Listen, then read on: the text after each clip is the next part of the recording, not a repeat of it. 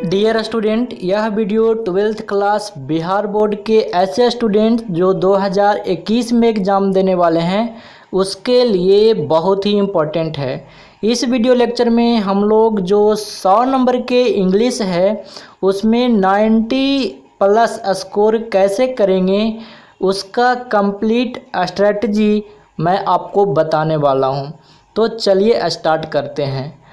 तो वीडियो को ध्यान से देखिएगा क्योंकि एक एक पॉइंट को मैं आपको इस वीडियो में समझाने वाला हूं कि आपको अपने एग्ज़ाम के प्रिपरेशन के जो समय होंगे उस समय आप जब पढ़ाई करेंगे तो आपको क्या क्या पॉइंट्स ध्यान रखने होंगे। तो स्टार्ट करते हैं एक बहुत ही मोटिवेशनल सेंटेंस से। यहाँ पे लिखा हुआ है I am running on one way road which always goes forwards. इसका मतलब ये हुआ कि मैं उस रोड पे वन वे रोड पे चल रहा हूँ। जैसे यहाँ पे देखिए वन वे रोड यहाँ पे दिखाया गया है, मतलब मैं ऐसे वन वे रोड पे चल रहा हूँ जो हमेशा आगे ही जाता है। मतलब ये जो वन वे रोड है इसमें पीछे आने की गुंजाइश नहीं है क्योंकि इसमें दूसरी वे है ही नहीं, वन वे ही है, आगे ही जाएगा। तो ये जो यहाँ पे आप सेंटेंस देख रहे हैं इसका मतलब ये हुआ कि मैं ऐसे रास्ते पे दौड़ रहा हूँ या फिर चल रहा हूँ जो हमेशा मुझे आगे ले जाता है। और ये बाय द वे कोई महान पुरुष ने नहीं कहा है, मैंने यानी बीरबल प्रसाद ने ही कहा है। ठीक है, तो चलिए स्टार्ट करते हैं। तो सबसे पहले स्टूडेंट्स आपको पता होना चाहिए कि सिलेबस क्या है।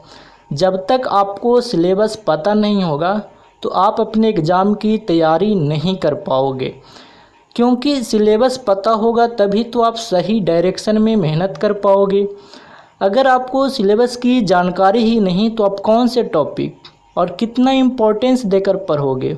जिस टॉपिक से ज़्यादा क्वेश्चन आपके एग्ज़ाम में पूछे जाएंगे उसे तो ज़्यादा ध्यान देना ही पड़ेगा ना। और जिस टॉपिक से क्वेश्चन पूछे ही नहीं जा रहे हैं उस टॉपिक को पढ़ने का क्या मतलब। हमें और सारे सब्जेक्ट पढ़ना है, फिजिक्स, केमिस्ट्री, मैथमेटिक्स, बहुत सारे सब्जेक्ट पढ़ना है ना। तो सबसे पहले आपको सिलेबस का पता करना बहुत ज़रूरी होगा, क्योंकि सिर्फ हार्ड वर्क करने से आपको काम नहीं चलेगा, यहाँ पे स्मार्ट वर्क भी करना पड़ेगा।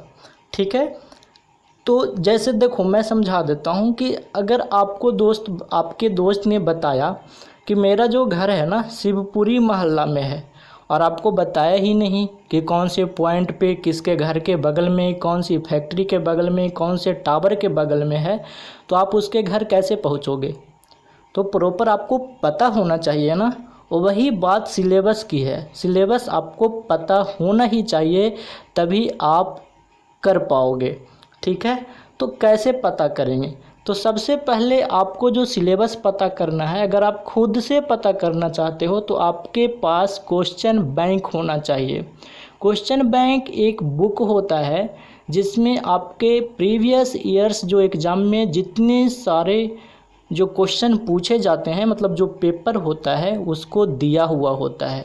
तो वो आपकी बुक आपके पास होनी चाहिए और साथ में मॉडल पेपर होनी चाहिए। जो आपके बिहार बोर्ड जो मॉडल पेपर अपने वेबसाइट पे जारी करता है वो मॉडल पेपर आपके पास होनी चाहिए, तभी आप इन सारे चीज़ को एनालाइज करके उसे ऑब्जर्व करके आप समझ पाओगे कि किस टॉपिक से कितने नंबर के क्वेश्चन और किस फ्रीक्वेंसी में पूछे जा रहे हैं। ठीक है, तो आपको ये चीज़ें होनी ही चाहिए। आपके जो क्वेश्चन बैंक होंगे उसमें 2009 से लेकर 2020 तक जितने सारे एग्ज़ाम हुए हैं उसके सारे के सारे पेपर मिल जाएंगे।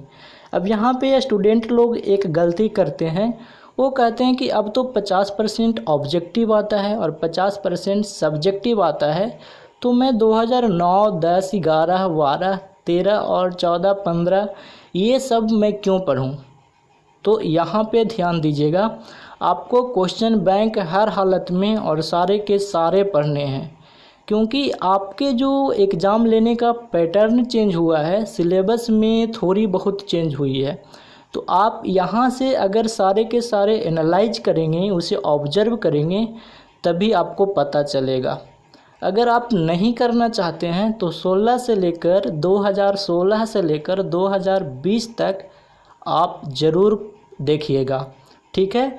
और साथ में लेटेस्ट मॉडल पेपर जो आपका बोर्ड के एग्ज़ाम है, बोर्ड जो है बिहार बोर्ड, वो आपके अपने साइट पे एक लेटेस्ट मॉडल पेपर देता है। उसमें बताता है कि मैं इस तरीके से एग्ज़ाम लूँगा, तो उसे भी आपको अच्छे तरीके से ऑब्जर्व करना होगा।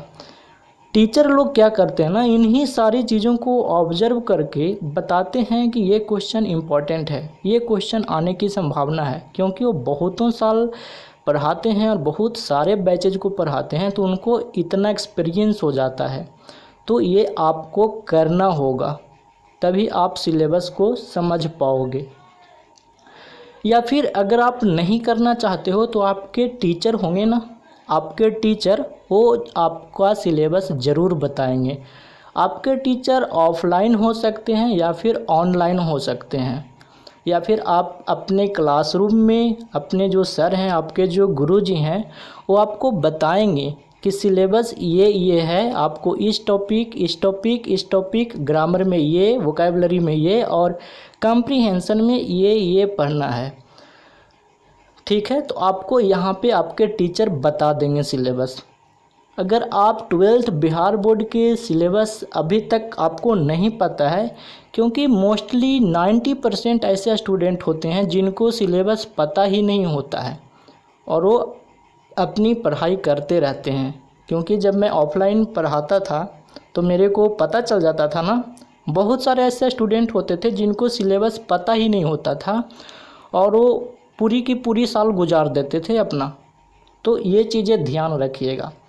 तो मैं आपको बता दूं, अगर आप मेरा बात करेंगे तो बीरबल प्रसाद सर आपके लिए सिलेबस बता चुके हैं और ये सारे पेपर को एनालाइज करके ऑब्जर्व करके आपको बता चुके हैं। तो आप यहाँ पे जाके ये वाली वीडियो देख सकते हैं। चलिए आगे चलते हैं।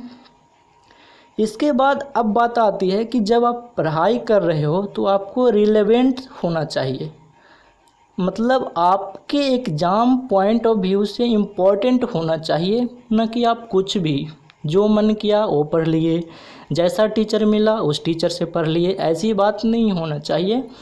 आपका एकदम रिलेवेंट होना चाहिए, आपके एग्ज़ाम पॉइंट ऑफ व्यू से होना चाहिए, ठीक है।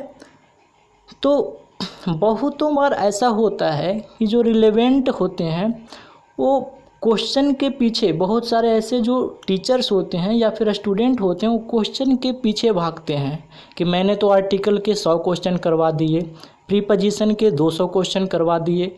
सिर्फ क्वेश्चन करवाने से नहीं होगा, ध्यान से सुनिएगा।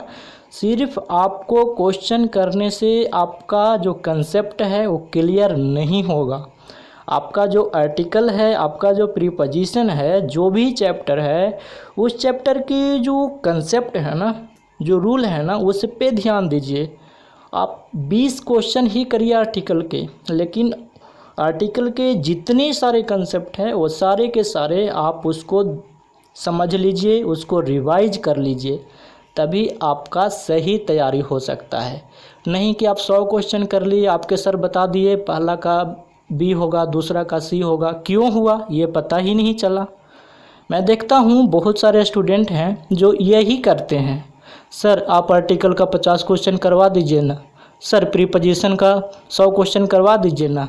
भाई 100 क्वेश्चन करने से नहीं होगा।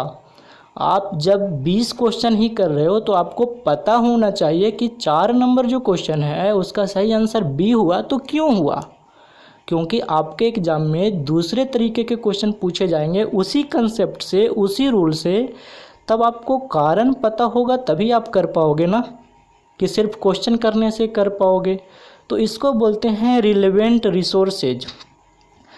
आपके ऑनलाइन और ऑफलाइन दोनों तरह के टीचर मिलेंगे। तो आपके कोई भी टीचर हो, चाहे ऑफलाइन हो चाहे ऑनलाइन हो, आप याद रखिएगा कि ऐसा टीचर होने चाहिए कि जो आपको डराता नहीं हूँ। बहुत सारे टीचर हार्ड क्वेश्चन करवाएंगे कि ये आएगा, लेकिन आपके एग्ज़ाम में तो ईजी आता है ना भाई।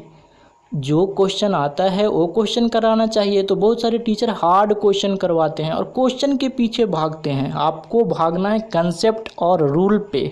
समझ में आया? हाँ। अब जब पढ़ रहे हो, चाहे आप ऑफलाइन पढ़ रहे हो या फिर ऑफलाइन, तो आपको ये चीज़ें चेक करनी है। तभी आपको पता चलेगा कि आप सही पढ़ रहे हैं या फिर गलत पढ़ रहे हैं। आप जैसे आर्टिकल पढ़े, जैसे आपने टेंस पढ़ा, कोई भी चैप्टर पढ़ा, वॉइस पढ़ा, तो आप जो क्वेश्चन बैंक है ना, उसमें जाके आप देखिए कि बन रहा है कि नहीं, क्वेश्चन आप कर पा रहे हैं कि नहीं। मतलब 2014, 15, 16, 17 में टेंस पूछा गया है ना, आर्टिकल पूछे गए हैं ना, उसको आप करके देखिए क्वेश्चन बैंक से। PYQ का मतलब है प्रीवियस ईयर्स क्वेश्चन। तो उसको करके देखिए, अगर बन रहे हैं तो आपकी पढ़ाई ठीक चल रही है, आपके टीचर अच्छे हैं, या फिर आप रिलेवेंट स्टडी कर रहे हैं। अगर नहीं बन रहा तो पढ़ने का क्या फ़ायदा। ये चीज़ें आपको चेक करना है, चाहे कोई ऑफलाइन टीचर हो या फिर ऑनलाइन टीचर हो। अब दूसरी बात, टीचर आपको डरा रहे हैं क्या? टीचर को डराना नहीं चाहिए। बहुत सारे टीचर क्या करते हैं, बच्चों को बहुत ज़्यादा डराते हैं कि ये लो, ये हार्ड क्वेश्चन, ये लो, ये बना के देखो, ये बना के देखो। भाई आपके एग्ज़ाम में उस सारे क्वेश्चन नहीं आएंगे, तो बेकार के आप डरोगे। और याद रखना, अगर आपके माइंड में डर आ गया ना, तो आप पढ़ाई नहीं कर पाओगे। आपको डर नहीं होना चाहिए। समझ में आया? अब यहाँ पे मैंने यहाँ पे बताया है कि आपको ना वो टीचर या फिर आप जब आप पढ़ रहे हो तो आपको कंसेप्ट पे, रूल पे और एलिमिनेशन मेथड पे ध्यान देना चाहिए। एलिमिनेशन मेथड क्या होता है कि जब आपको कोई रूल या फिर कोई कंसेप्ट याद नहीं है या फिर आपको नहीं पढ़ाया गया है, तो भी आप आंसर कर पाओगे। जी हाँ, आंसर कर पाओगे आप। ठीक है, तो ये मेथड आपको पता होना चाहिए और ये मैं आपको वीडियो में बताऊंगा, अपने वीडियो में बताते रहता हूँ। चलिए, नेक्स्ट पॉइंट है कि अगर आप खुद से तैयारी कर रहे हो, आपके ऑनलाइन या ऑफलाइन टीचर नहीं हैं, तब आप क्या करोगे? आपको ये सारे बुक्स खरीदना होगा। रेनबो पार्ट 2, तो सबसे पहला बुक है रेनबो पार्ट 2, ये आपको ख़रीदना होगा। ये तो आपके टीचर भी होंगे तो भी ख़रीदना होगा, क्योंकि आपको पढ़ना पड़ेगा ना। और दूसरी बुक है द स्टोरी ऑफ इंग्लिश, इसको भी आप ख़रीदोगे।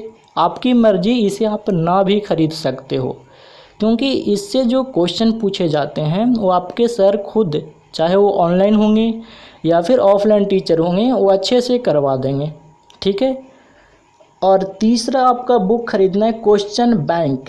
जैसे कि मैं अभी बता रहा हूँ, question bank previous years question का संकलन होता है, तो वो आपको खरीदना पड़ेगा।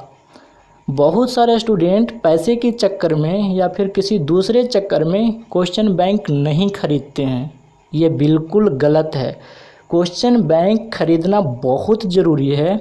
विश्वास करो, क्वेश्चन बैंक से 70% क्वेश्चन आपके एग्ज़ाम में पूछे जाते हैं। जी हाँ, 70%। सेम क्वेश्चन नहीं, उसी कंसेप्ट से, उसी रूल से। नहीं तो आप ध्यान से ऑब्जर्व करोगे तो आपको पता चल जाएगा, ऐसा ही है। तो इसीलिए क्वेश्चन बैंक खरीदोगे। और क्वेश्चन बैंक को कैसे पढ़ना है आगे मैं बताऊंगा। ठीक है, आगे मैं बता रहा हूँ। जैसे यहाँ पे भी एक बात बता दे रहा हूँ, जैसे आपके टीचर कोई चैप्टर पढ़ाएं, टेंस या फिर वॉइस, तो क्वेश्चन बैंक में वो चैप्टर को बनाना है। ठीक है, वो क्वेश्चन को निकाल के बनाना है। 2014 का टेंस से क्वेश्चन आया है, उसको बनाना है।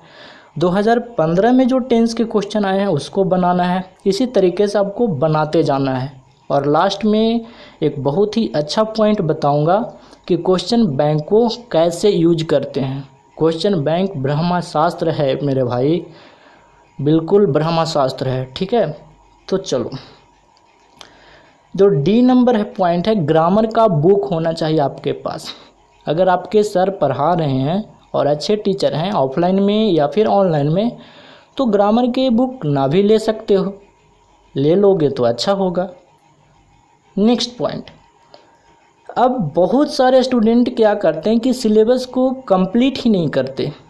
ये भी मैंने देखा है, पिछले 6 सालों से ऑफलाइन और 2-3 सालों से ऑनलाइन में मैं बहुत ये मतलब ऑब्जर्व किया है कि बहुत सारे ऐसे स्टूडेंट होते हैं जिनका सिलेबस कंप्लीट ही नहीं होता है।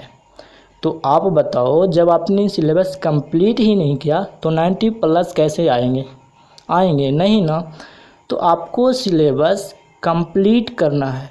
बहुत सारे स्टूडेंट 80% स्टूडेंट हैं जिन्होंने जो तो अपना सिलेबस कंप्लीट ही नहीं करते।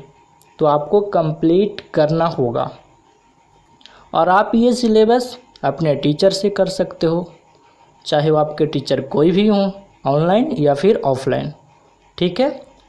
नेक्स्ट पॉइंट है, ऑनलाइन या ऑफलाइन आप जब पढ़ रहे हों तो आप नोट्स ज़रूर बनाइएगा।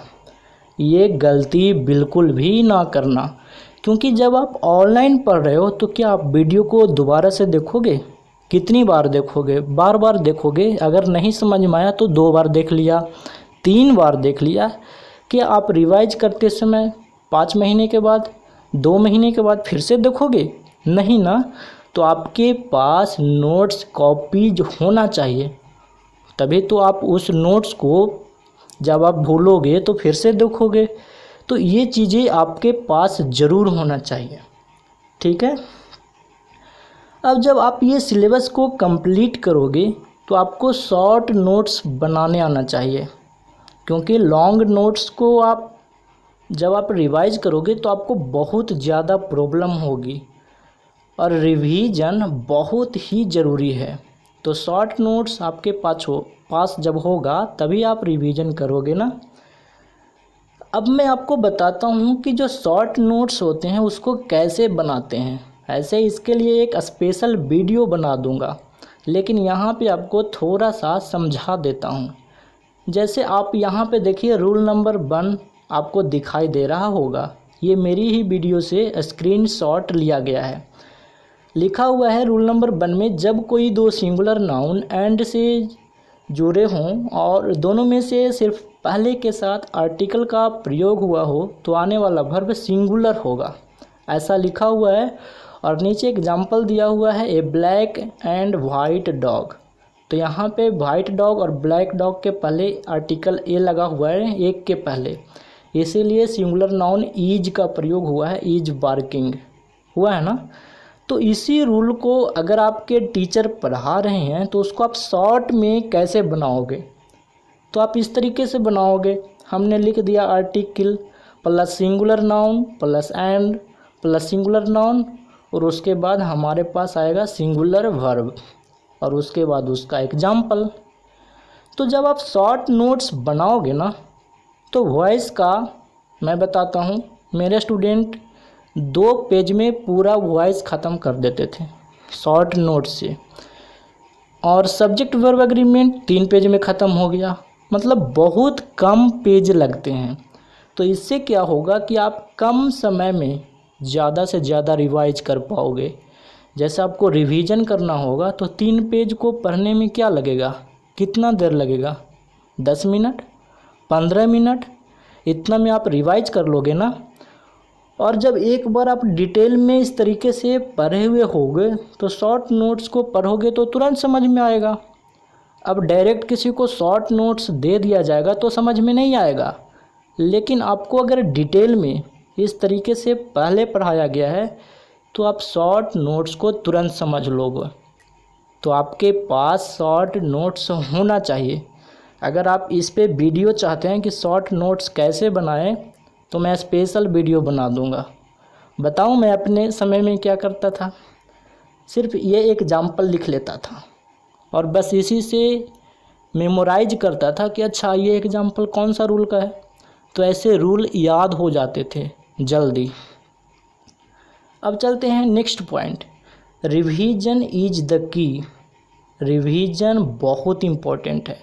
अगर आप रिवीजन नहीं करोगे ना तो आपको कुछ नहीं होने वाला। सिर्फ पढ़ने से नहीं होता है, पढ़ने से ज़्यादा रिवीजन करना होता है। सचिन तेंदुलकर को क्रिकेट का गॉड इसीलिए नहीं कहा गया है। उसने जब सचिन तेंदुलकर हुए तो उसके पीछे रोज़ का प्रैक्टिस है, डेली प्रैक्टिस करते थे, तभी वो एक दिन ये हुए। समझ में आया? तो प्रैक्टिस, जिसे आप रिवीजन कहते हैं, बहुत ही ज़रूरी है और रिवीजन ही आपको टॉपर बनाएगा। कोई भी टॉपर को आप किसी भी टॉपर से पूछ लीजिएगा, उसने अपने सिलेबस को बहुतों बार रिवाइज किया है। समझ में आया? तो रिवीजन बहुत ज़रूरी है। और रिवीजन कैसे होगा? शॉर्ट नोट्स से। आपके पास शॉर्ट नोट्स होने चाहिए। अब यहाँ पे जैसे ही आपका सिलेबस ख़त्म हो गया, आपने उसका रिवीजन नोट्स बना लिया, शॉर्ट नोट्स बना लिया, अब आपकी बारी है आपने जो पढ़ाई की उसको चेक करने के लिए। तो ये आप 2 घंटे रोज़ करोगे ना, तो आपका, चाहे आपके टीचर जो भी समय लगाएं सिलेबस को कंप्लीट कराने में, उसके बाद आपको क्या करना है, क्वेश्चन बैंक के पास जाना है। अभी आपको गेस पेपर बाज़ार से नहीं ख़रीदना है, मैं बता रहा हूँ। गेस पेपर में बहुत से अनाप शनाप की चीज़ें दी हुई रहती है, ठीक है ना। तो सबसे पहले आप आओ क्वेश्चन बैंक पे और मॉडल सेट पे। मॉडल सेट कौन सा? जो आपके बोर्ड ने आपके अपनी वेबसाइट पे डाला है। 2014 का मॉडल सेट निकाल लो, 15, 16, 17, 18, 19, मतलब बहुत सारे मॉडल सेट हैं, उसको आप बनाओ एक एक करके। तो क्वेश्चन बैंक जब बनाओगे तो उसमें जो बिग पॉइंट्स होंगे उसको आप ज़रा ध्यान देना। जैसे आपने 2016 का एक सेट बनाया तो उसमें आपको टेंस में गलती हो गया, आर्टिकल में गलती हो गया, आपको पैसेज नहीं बनाने आ रहा है, तो आपको पता चला ना कि बिग पॉइंट कौन कौन से हैं। ऐसे ही आपको चेक करना है कि कौन कौन से हमारा बिग पॉइंट हैं। अब आप पैसेज के कंसेप्ट को पढ़ेंगे कि पैसेज कैसे बनाया जाएगा, उसकी प्रैक्टिस करेंगे, 4-5 पैसेज बनाएंगे, तब जाके अगला सेट फिर से लगाएंगे। आपने टेंस में फंसा था ना, तो टेंस के रूल याद नहीं थे, तो टेंस के कंसेप्ट फिर से नोट्स से पढ़ेंगे। आपके जो सर पढ़ाए हैं उसके नोट्स आपने बनाया है ना, उससे पढ़ेंगे, तो आपके कंसेप्ट और रूल क्लियर हो जाएंगे। तब जाके अगले सेट में फिर से बनाना।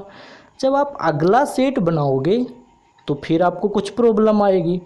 तो ऐसे ही आपको चेक करते रहना है, ठीक है। मतलब आपको ऐसे ही जो भी आपका बिग पॉइंट है उसको स्ट्रॉन्ग पॉइंट में बदलते रहना है।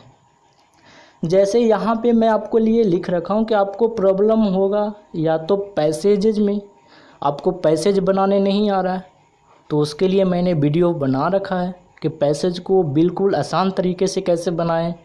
तो आप अपने टीचर से समझोगे, है ना, और फिर उसका प्रैक्टिस भी करोगे, तब जाके अगले सेट में देखना वो चीज़ें आपको आ जाएगी।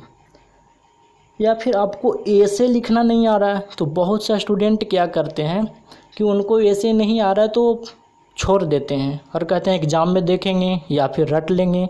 रटना नहीं है, 90+ स्कोर अगर लाना है तो ऐसे तो लिखना पड़ेगा। तो आज से ही आप ऐसे लिखना स्टार्ट कर दें। जो भी आपका कमज़ोर पॉइंट है उसको स्ट्रॉन्ग पॉइंट में बदल दें। और पता है, अगर आपको टेंस आता है ना तो आप ऐसे लिख सकते हो। कैसे?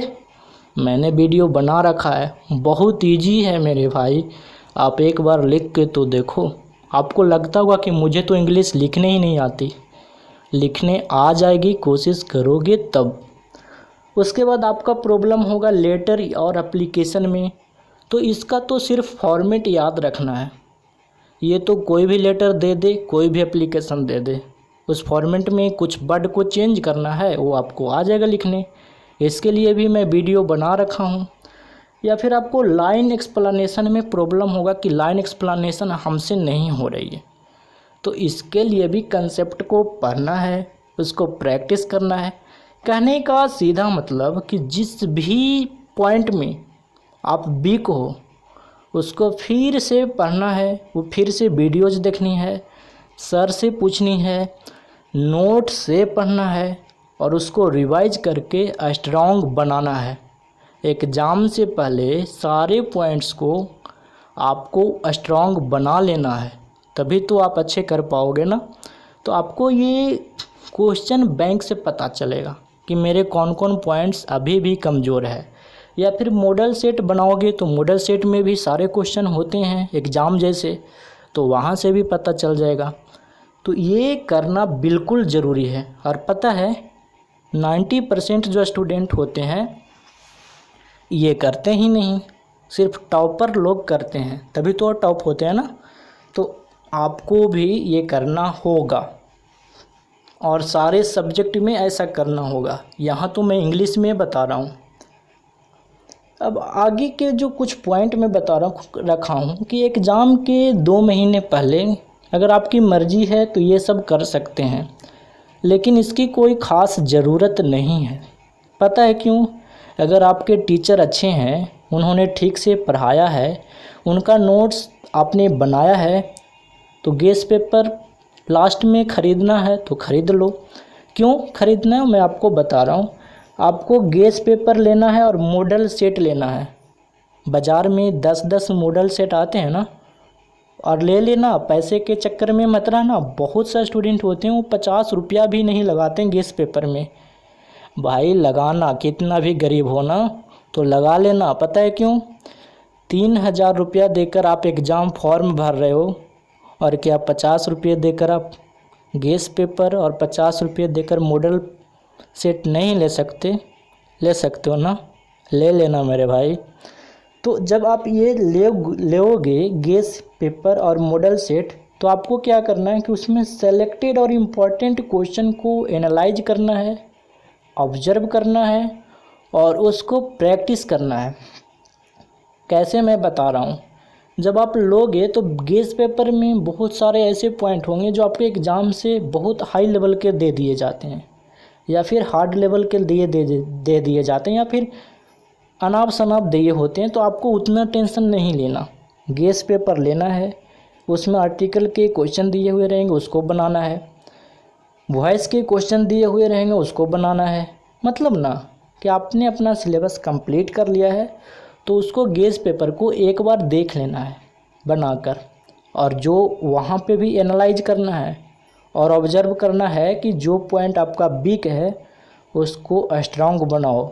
यहाँ पे भी सिलेक्टेड एंड इम्पॉर्टेंट का मतलब है कि लास्ट के 2 महीने में आपके जो टीचर हैं, चाहे वो ऑफलाइन हो या फिर ऑनलाइन हो, वो आपको बताएंगे ना कि ये क्वेश्चन इम्पॉर्टेंट है, ये क्वेश्चन आ सकता है। तो उसको आप लिखने की कोशिश करें। आपको एग्ज़ाम में जाकर कोशिश नहीं करना, घर पे ही कोशिश करना है। तो उसको आप कोशिश करेंगे तभी आपके अच्छे अंक आएंगे। अब यहाँ पे मैं लिख रखा हूँ कि अगर आपके पास नोट्स खुद का है, हाँ खुद का नोट्स होना चाहिए, दूसरे का नोट्स उतना अच्छे से पढ़ा नहीं जाएगा। मैं तो टेलीग्राम पे बहुत सारे PDF दे देता हूँ, क्या उसको आप पढ़ते हो? सच बोलो नहीं ना। बहुत सारा PDF हो जाएगा।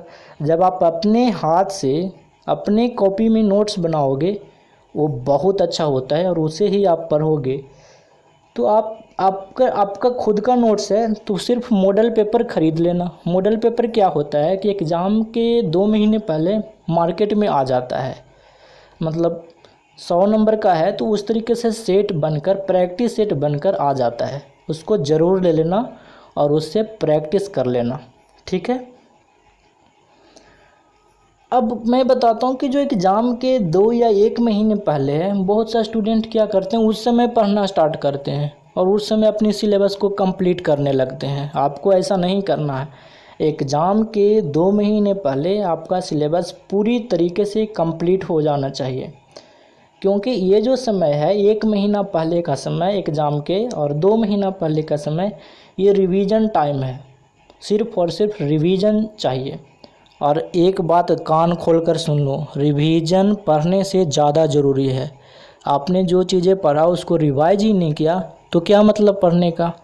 तो रिवीजन टाइम है, ये टाइम में आपको सिर्फ रिवाइज एंड एनालाइज मतलब रिवीजन करो, ऑब्जर्व करो बिग पॉइंट कहाँ है, कहाँ पे आपको नहीं आ रहा है, उसको फिर से समझो, फिर से रिवाइज करो।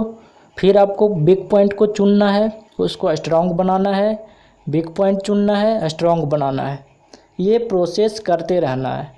अब यहाँ पे मैं आपको, वीडियो बहुत लंबी हो गई ना, तो मैं आपको बता रहा हूँ कि क्या नहीं करना है, ये भी ज़रूरी है। क्या करना है ये तो ज़रूरी है, और साथ में क्या नहीं करना है ये भी बहुत ज़रूरी है। तो बहुत सारे स्टूडेंट कमेंट करते हैं, या फिर अभी कोरोना वायरस का समय है तो कहेंगे कि सिलेबस कम हुआ है क्या सर।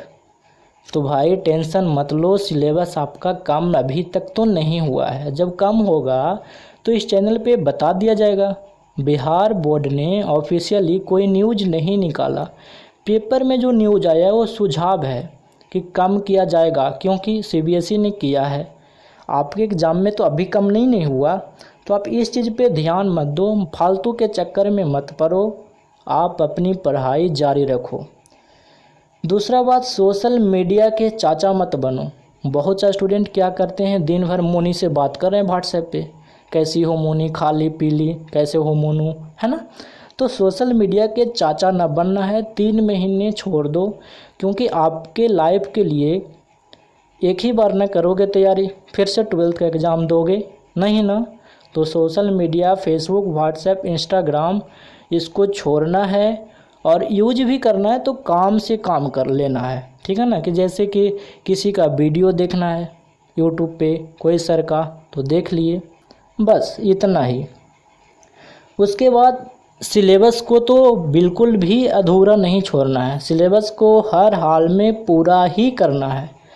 तो ये सब पॉइंट आपको याद रखना है।